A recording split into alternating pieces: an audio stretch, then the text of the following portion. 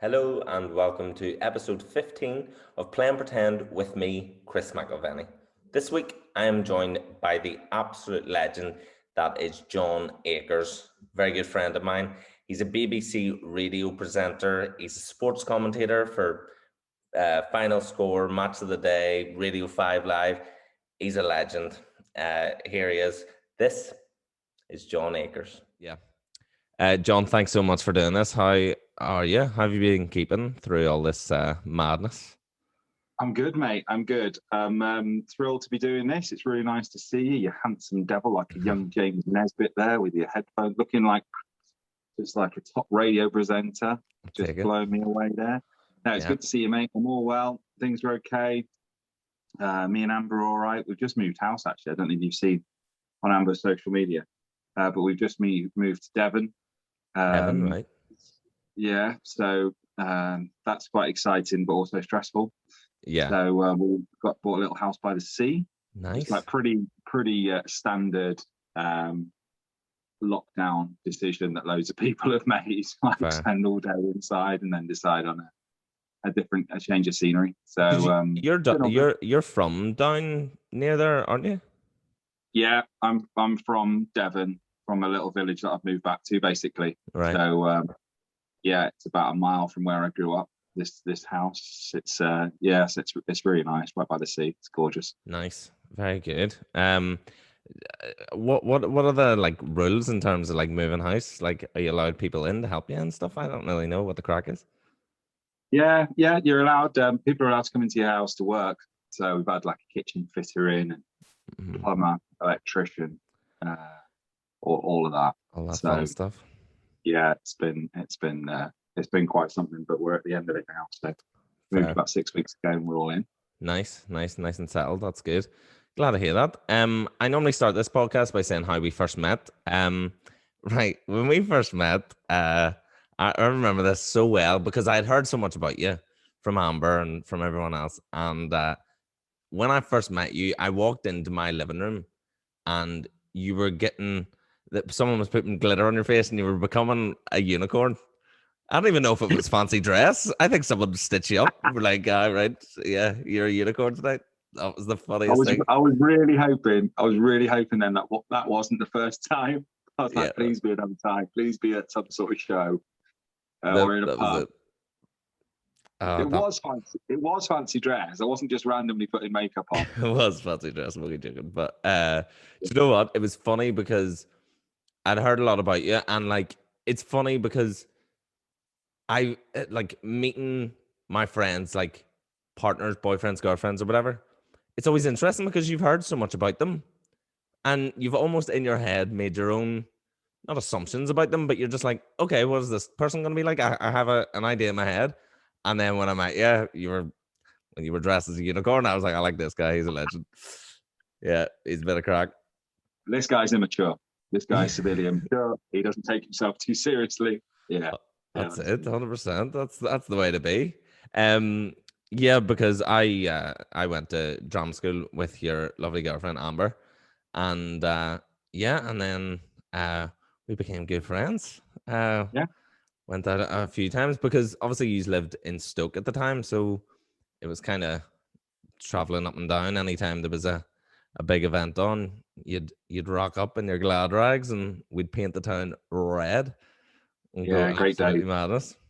Good times. Great day. So I just wanted to ask you, obviously you're a radio presenter and a sports commentator. Was that something you always had an interest in, like journalism type of thing or broadcasting? What was it that you originally wanted to do when you were a kid? Yeah. I think like you and most of the people on your course at Arden, I had a real interest as a child in showing off. And that's just how I didn't go into acting. I just saw an advert in a job centre for a radio volunteer when I was about 19, and that was just the way I got into it. I mean, as a kid, I used to do impressions a lot, and I used to do impressions of all the football commentators of the day, and rugby league commentators and horse racing commentators and stuff. So I did mess about pretending to be a football commentator, but I didn't really think that that's what I wanted to do. I wanted to be a professional cricketer. So I played for my county, and I was good at it. I loved sport, all the sports. So that's what I wanted to do when I was a kid. Yeah. See, it's like when you were like volunteering at the radio station, like what was that, like making coffee and stuff, or what was your what did that entail? So it was with community service volunteers, and it was 3 days a week, and you have to have been unemployed for sort of 6 to 12 months. And I failed my A-levels, despite the fact my dad's written a book called How to Pass Exams. That's a true story. And I fit the criteria and thought, you know what, I'll give it a go. And on the first day, I went out and did a vox pop, which is where you go and ask members of the public the same question. And the question was, do you think they should be allowed to sell fireworks in supermarkets? Which is something they're still asking today, isn't it? And I went out and did this thing, and I went back and I edited it. Back in those days, it's 96. You used a razor blade and a pencil to mark the edit. You cut the tape with a razor blade, and then you literally got some sticky tape, stuck it back together. Wow. So I went and did that, and then on my way home about 5:30 that evening, they played it out on the radio, with bits of my voice in it. On my first day, this is. And I literally remember thinking, this is what I want to do. Like, I found it. Hadn't known before that at all. Hadn't had any idea. Felt a bit lost, but as soon as I had that experience, I was like, yeah, this is it. This is me. I can be good at this. And that was brilliant fun. That's cool. So I did that for about 6 months to 9 months of volunteering. That's unreal. So like, was that like a local radio station? Yeah, that was BBC Radio Devon. So that was my local BBC station. So community service volunteers had an office there, and you would do sort of lots of community projects.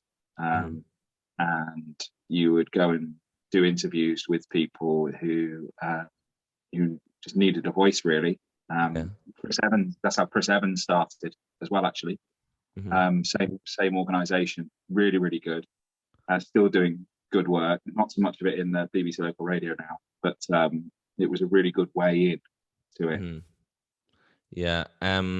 So, but how do you work your way up then from doing vox pops and editing that to then end up where you are? Like, what way does it work? How does it work to get onto the radio with a microphone in front of you?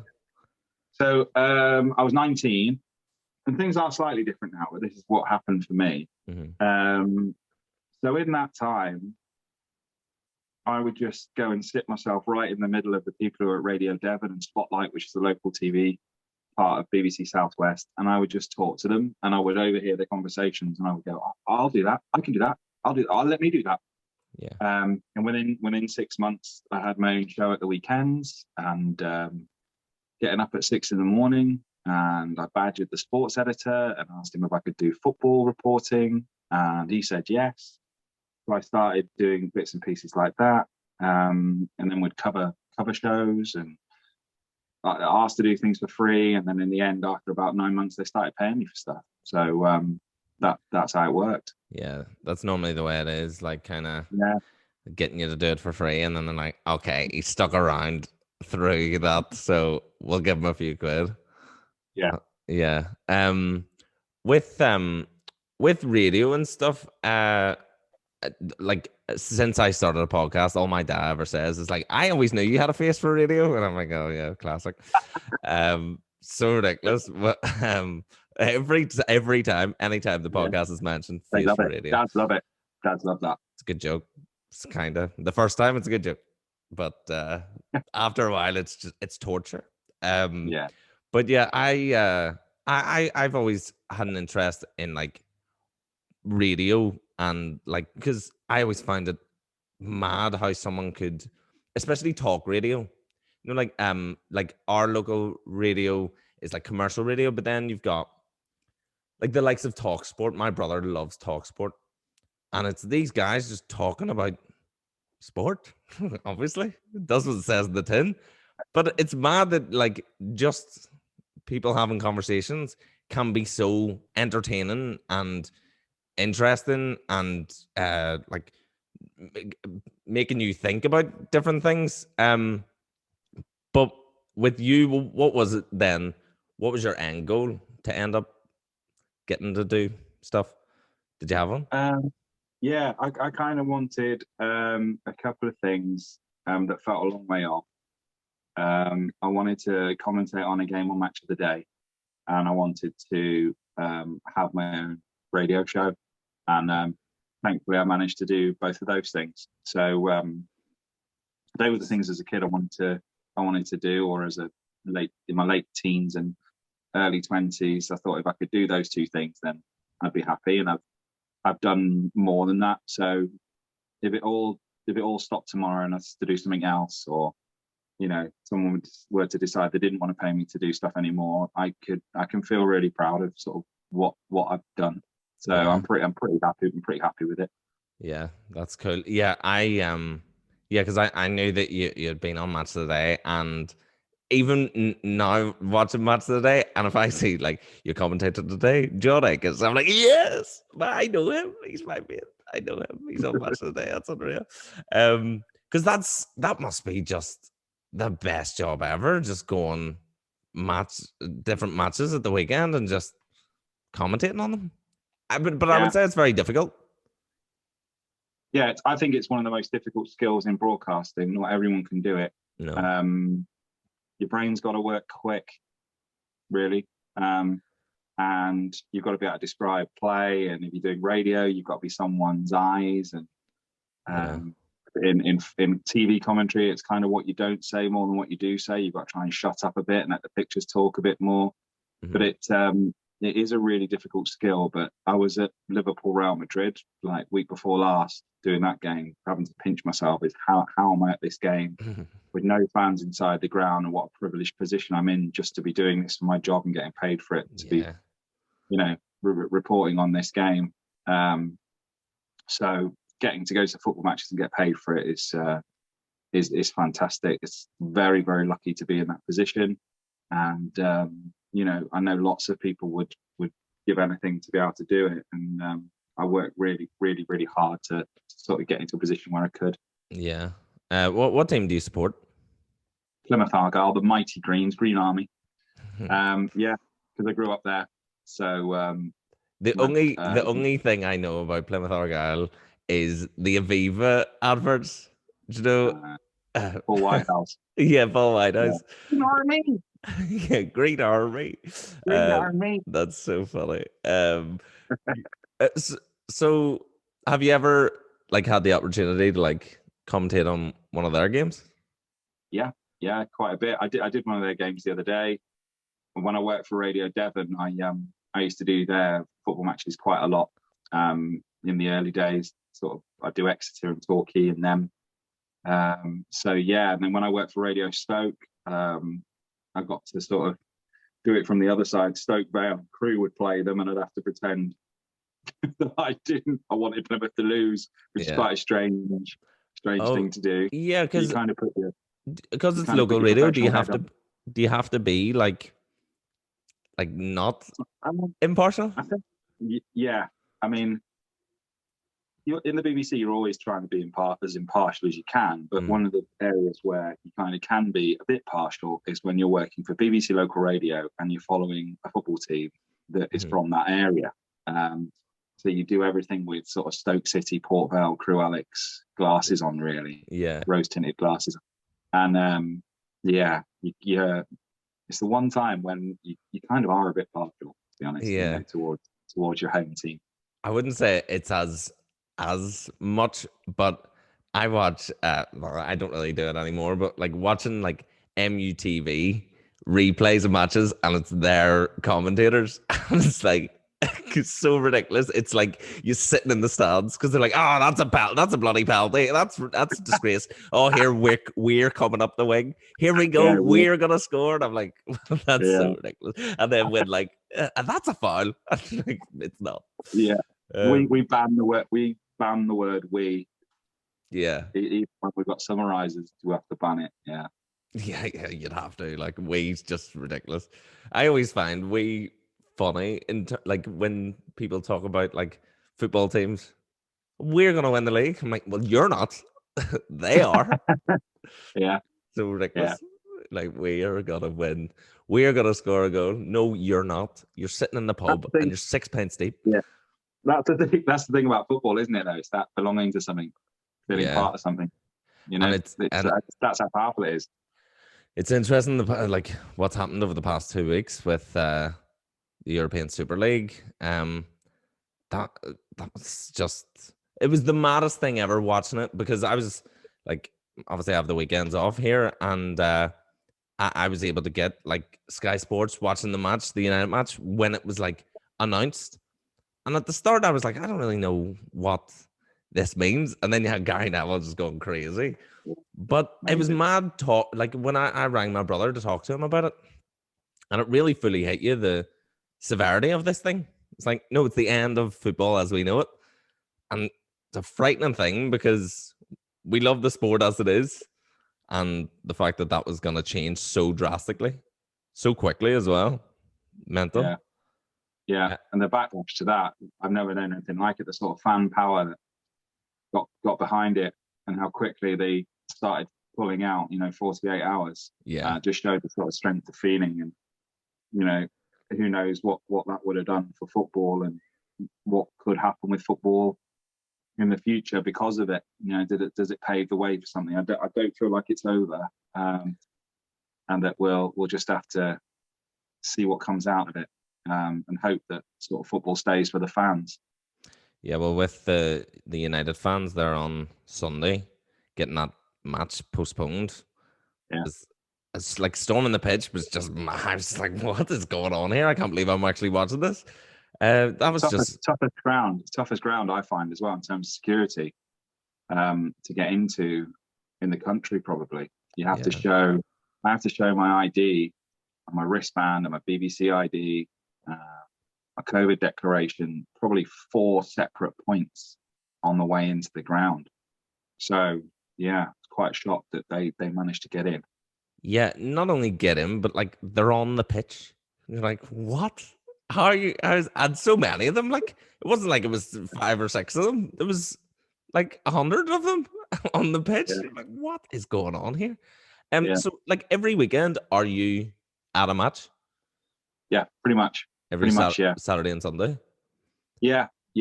I mean, I work during the week, sort of Monday to Friday. So I do midweek matches, and then on Saturday I've usually got a game, or Sunday I've got a game, and then down the years I've sometimes done Saturday and Sunday, and then taken a day off in the week or something like that. So we'll have done about 60 matches this season, something like that, alongside my full-time job. Yeah, that's heavy duty. Which is heavy duty. Yeah, but it's just how much I love doing it. Love doing the game. Doesn't feel like work. I mean, it is. You have to concentrate hard, and there's the driving and stuff. But I love it. I'd be at a football match anyway, probably just going to watch football. I love football. So that's the way. I know, and you're one of the very few football fans that have actually been able to be in the ground this year. So yeah, pretty special. Yeah, lucky.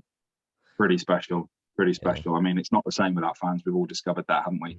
And I can testify that being in the ground without fans, it really is it's pales in comparison to having a packed stadium, and that they generate so much excitement. And some games, and getting used to it, but right in the beginning, everything felt like a practice match, felt like a testimony, felt like training, didn't feel real. And it's only the fact that you become accustomed to it.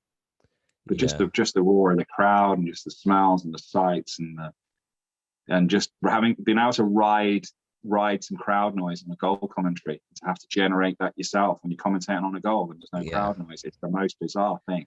Yeah, you've literally got to go nuts on your own. Do you know what I mean? Because you've got other people to bring you up. Yeah. When there are people in the ground, when you're on your own, you're literally going bananas in an empty stand, and the players can hear you as well. Yeah, that's crazy. Which is that's done me a couple of times.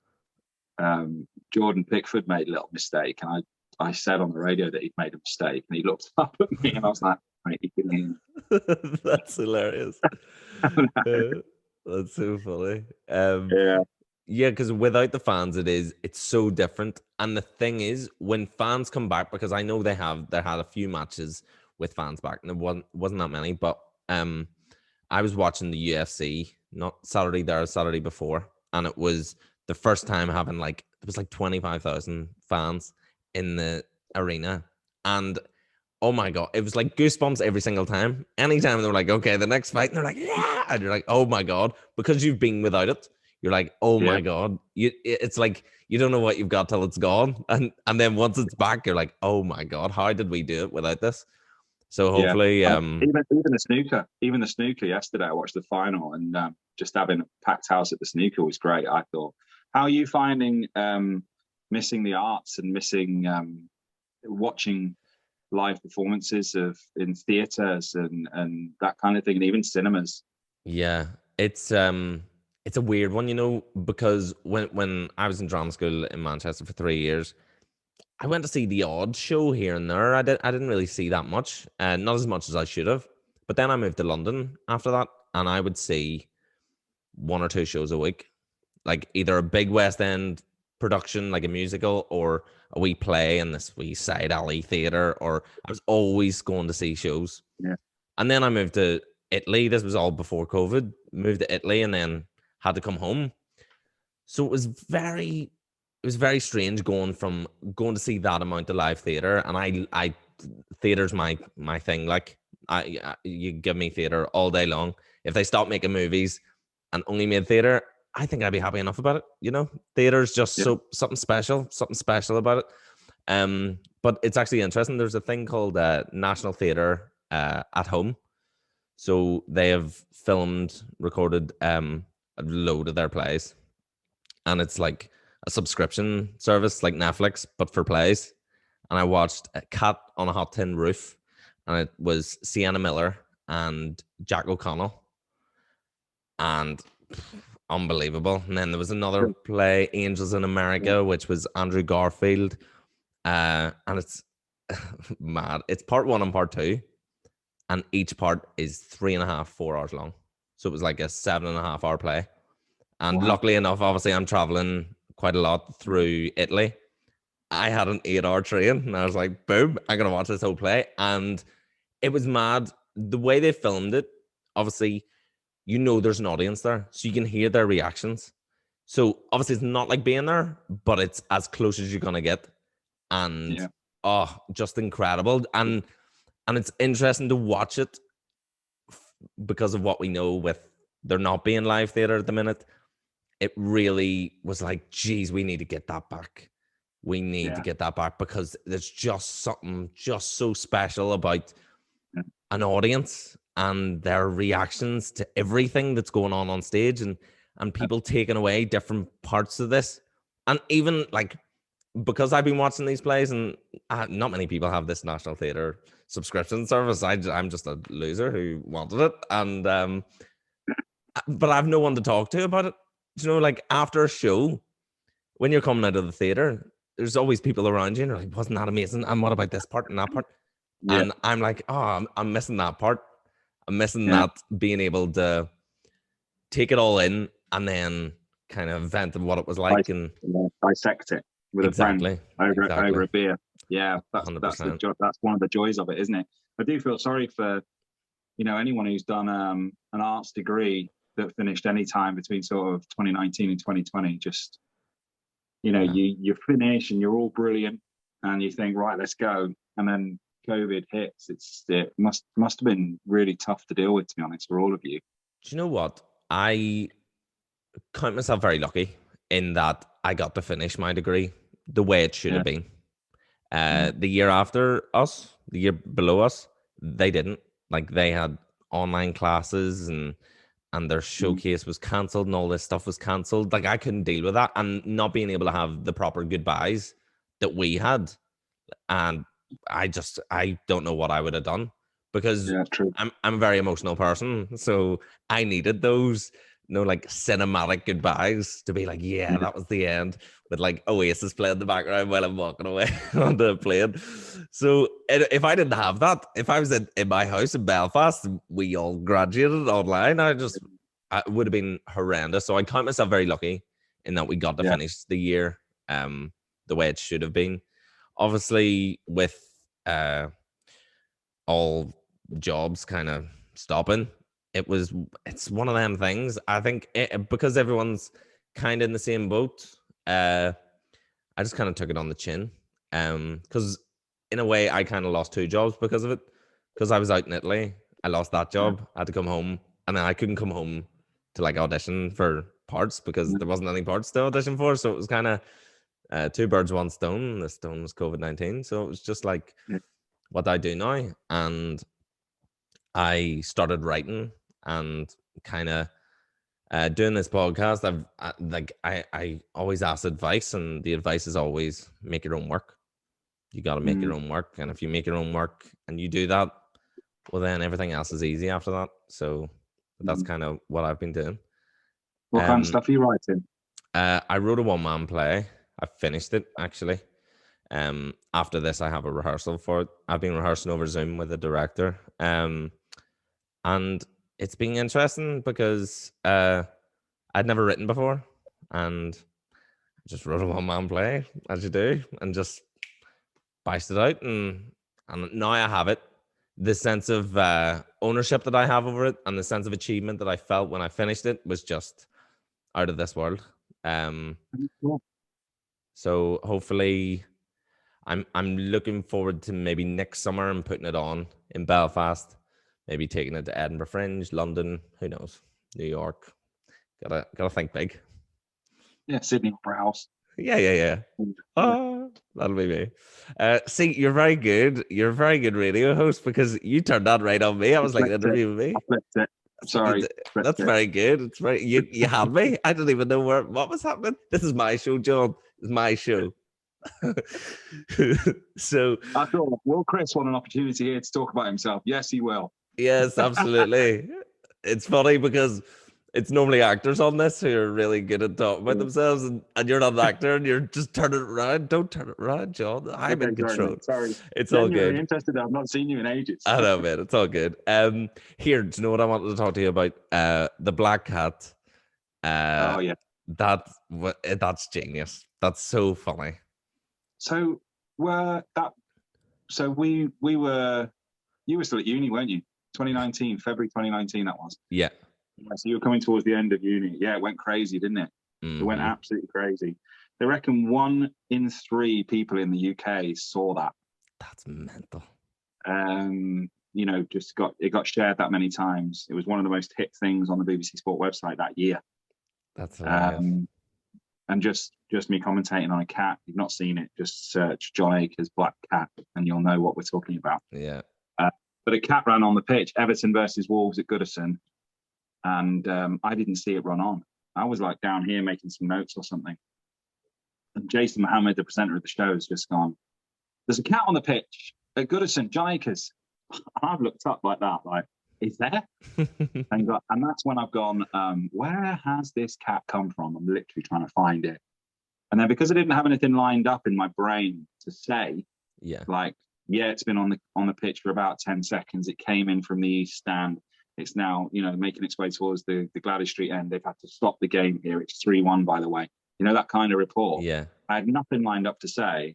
So I just started commentating on what the cat was doing. So good. And then the director, it's like in your job. The director is so important, isn't it? And having a good one, and then making some good calls. Yeah. Making things look good and work. And after I've been commentating on the cat for about 15 seconds, and I thought it'd be off the pitch within 20 seconds, somebody would get scared off. The director in my headphones, she just went, keep going. And I was like, right, okay. We're on BBC One, and the only thing on at the moment is me talking about this cat. You can't see the cat, of course, because it's just all you could see was the score. Yeah, it's just this graphic up on the screen, and he just went, keep going. And I just did my best to start just ad-libbing and having a bit of fun. And I think that's kind of I'm a bit like that, really. Just I like having a laugh and don't take myself or life too seriously. And that's it. All stars aligned at that point, but it was crazy. I was on Greg James' show that week. I was on Chris Evans' show that week. I was on BBC One, ITV, podcasts, in the paper. It made it into the Sun, the Mirror, it was up in the Mail. It got shared on like all of those sort of Lad Bible type things. And with Football Focus, are you commentating throughout when you're not on, or are you just waiting for them to ask for your report? Yeah, okay. With Final Score, it's just updates. So it's a bit like Soccer Saturday with Jeff Stelling or whatever. Yeah. But it's the one that's on BBC if you've never seen it. It's really good. And free. And the reporters are great on there, but you're literally just waiting for them to go, John Akers, and you have to pick up and go. So you have to kind of make notes and just make sure you sort of got something to say when they come. So you have no idea that they're gonna come to you. All you have to listen for is John Akers.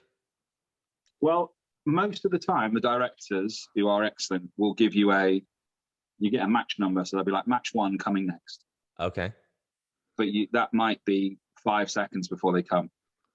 And sometimes you don't get that heads up. So, yeah, you have to be kind of on it and ready all the time. Yeah. And also, you're obviously always wearing a microphone that's obviously always possibly live. Well, I use what's called a lip mic. You know, a commentator has those oh, microphones. Yeah. Flat at the back, yeah. Yeah. And they're designed to sort of block out the sound of the crowd. That's what they're there for, so that you can still hear the commentator. So I have to pick it up, actually. I do have to pick it up.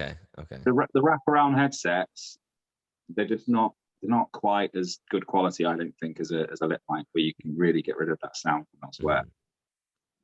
Yeah, I'm kind of I have a weird obsession with microphones. I don't know why. Yeah. I what love them. There, Chris? What have you got? It's a Scarlett Studio Solo 3. It came with a pack. It's like a Focusrite Scarlett Studio pack. So it came with the headphones, mic, and the USB interface. I needed the interface, and microphones are expensive, but it's interesting. £200 for all of it. Everything, yeah. But the thing is, the interface itself is 120 quid. So for an extra 80 quid, I may as well get a really good mic and headphones. But like, my dream is to have one of the Joe Rogan mics, the Shure SM7Bs. Like, they're just so good, but it'll be wasted on me. I do a stupid podcast on YouTube for my family to watch. If you're like, do you know what I mean? It'd be like, they're 450 quid. If I spent 450 quid, I think my mom would stop watching just to stop encouraging me. She'd be like, no, that's it, no more. Yeah, I don't know, but like those mics, I'd love to have a wee go on them just to see what they're like. And can you hear yourself? Is there like a monitor thing? Yeah. Right. Just it's the bass and the depth. Sometimes you can go into a studio setup like the ones at 5 Live in Salford. When you put your headphones on and you speak into those, you immediately feel like you sound amazing. You know what I mean? Yeah. And some setups aren't as good, but it's like, wow. And it makes you more confident. It's weird. It's like, I sound good. And you start doing like a gravelly voice because it sort of sounds sexy. Yeah, hello and welcome to Radio Stoke. Welcome to Late Night Love. Yeah. Yeah, you're like, it's 6 o'clock in the morning, John. You're like, sorry. Yeah.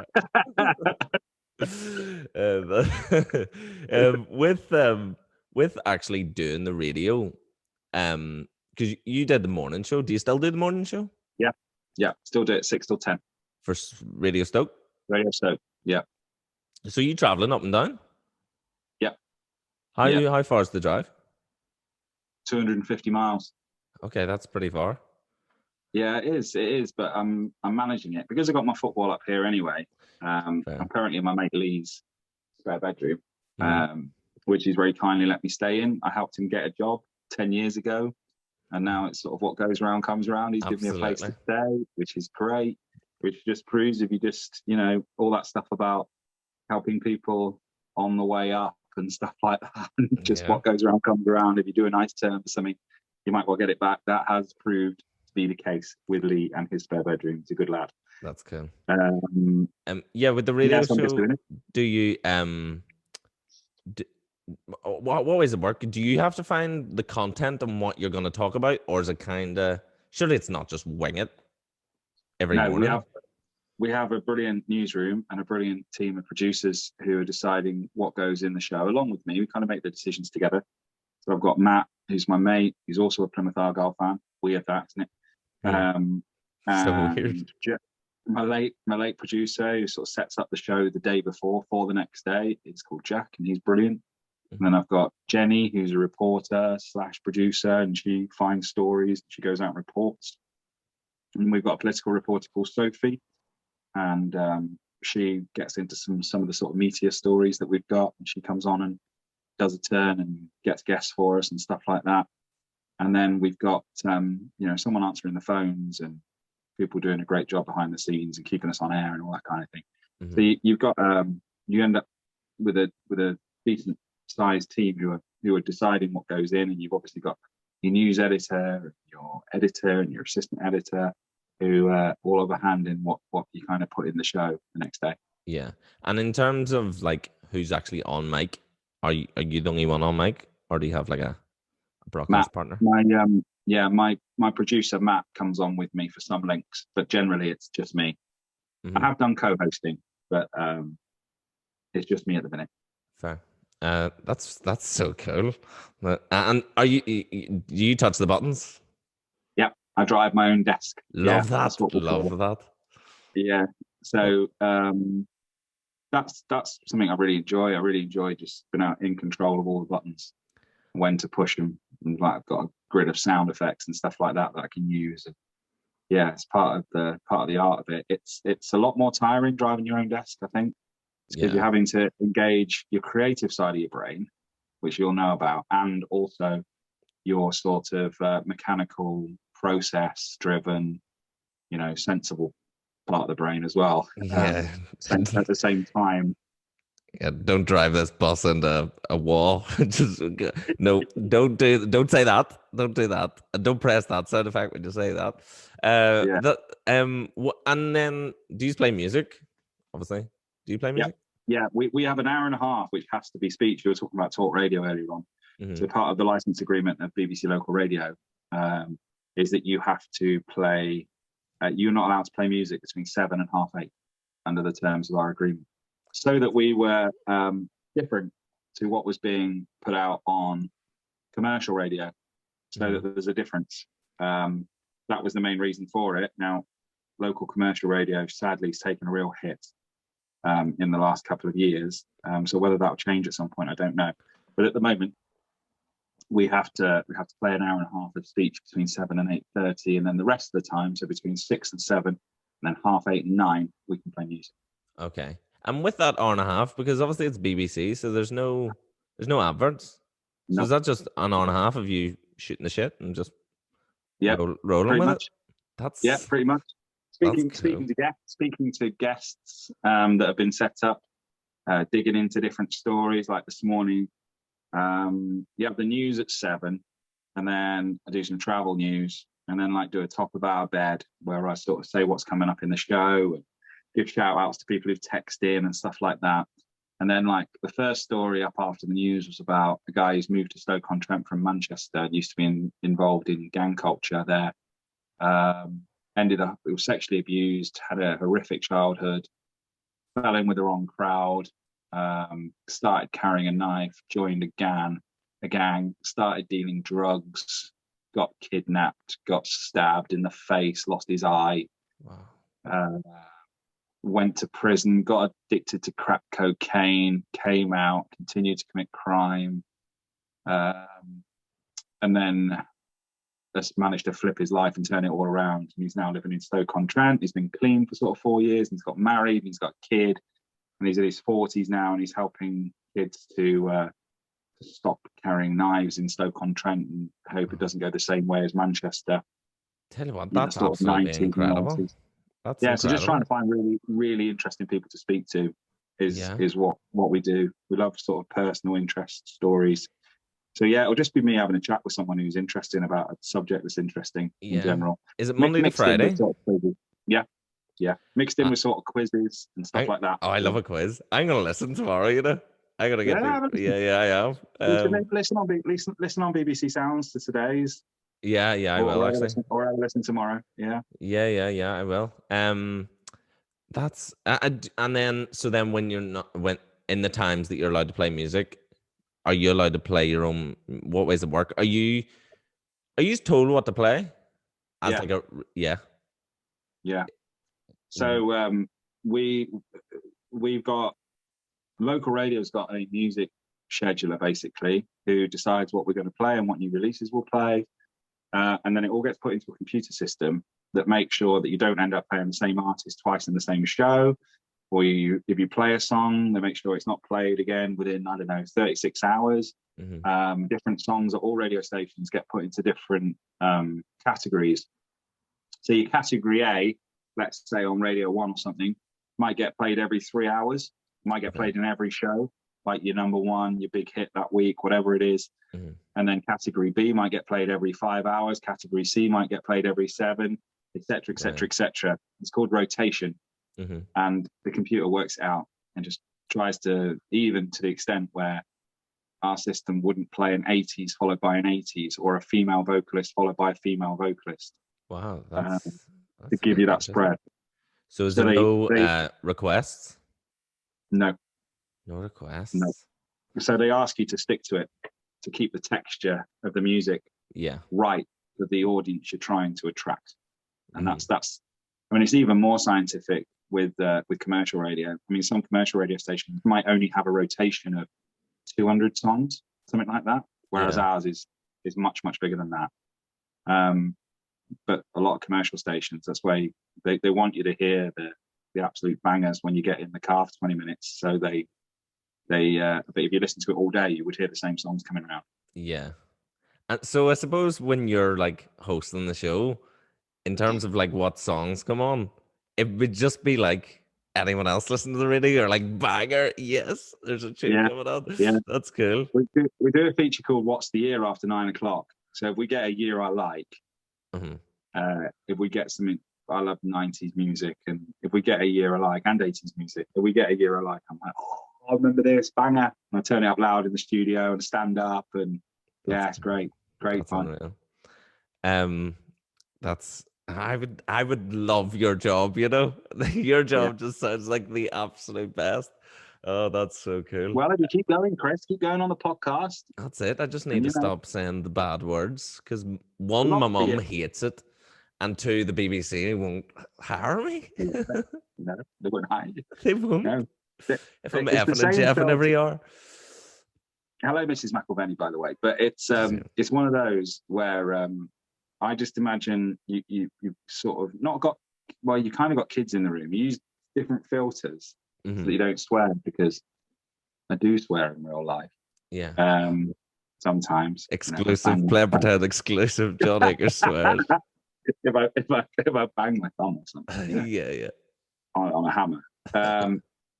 You have to try and use the same filter as you use when you maybe got your family around, kids around, that kind of thing. So. Fair. That's cool. That's funny. Listen, John, just to finish off, I would just ask you, this is mainly for me, what advice would you give for anyone looking to like get into that type of industry, radio, sports, that type of thing? I give these talks to universities and stuff, people doing sort of journalism degrees and sports journalism degrees. And the advice I would give you, say you wanted to do talk radio presenting or something like that, which is I presume the kind of thing you'd be keen to do.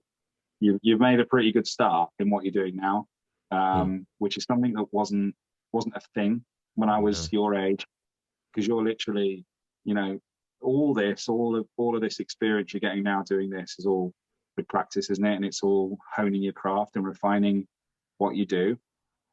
If you want to get better at it, and I'm not saying you're not good, but what I did when I was starting out in football commentary is I sent my football commentary to people who I thought were good football commentators, and every single one of them replied. So Martin Tyler was an absolute gentleman, replied to my football commentary. I sent him 20 minutes, replied within 2 hours with a page full of tips. Darren Fletcher on BT Sport, he did the same. Steve Wilson. So I sent my stuff to people who are really good and asked them to rip it to shreds so I could learn from it. So, and I would do that if you want to do it, and would send them your stuff and say, tell me what I'm doing wrong, and tell me what I could do more of, and tell me what I could do less of. There's a lot of, if you're going to go into radio presenting, they kind of want to know you're legally sound a lot of the time, not exclusively and not all the time, certainly, but like a 9-month postgraduate diploma in broadcast journalism or journalism that Amber's just done is a pretty good way of making yourself more employable to radio stations, certainly the BBC. With sports, with commentating, I would do that. I would go to games, and that's when we were allowed back in, and I would sit at the back of the stand in an empty bit of the stadium, and I would commentate into my phone. And then I would take that commentary and send it to my local radio football commentator or to someone I respected and ask them to tell me what I was doing right. And then I'd go back the next week and do it again.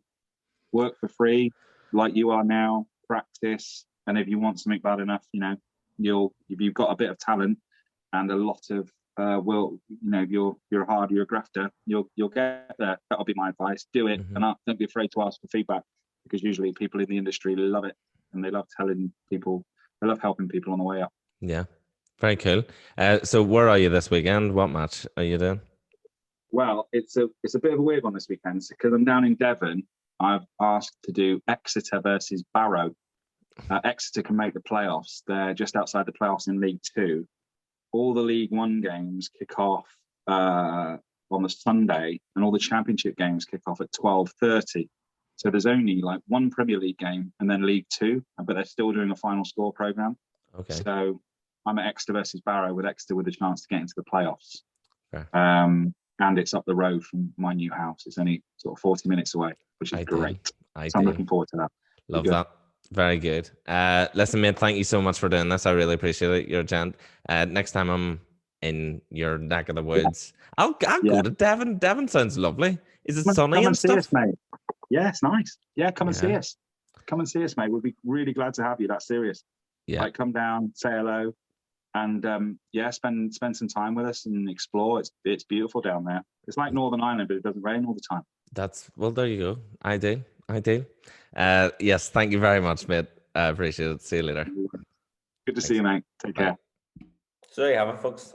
That was John Akers. Join me next week when I am joined by the very lovely Zoe Watkins, an actor and writer, director from London, based in New York City. She's so talented, it's crazy. She's actually directing the play that I've written recently, so it'll be good to chat to her. Join me next week for that. If you could, tell your friends about the podcast, like and subscribe to the video. This has been Playing Pretend with Chris McIlvenny. See you next week.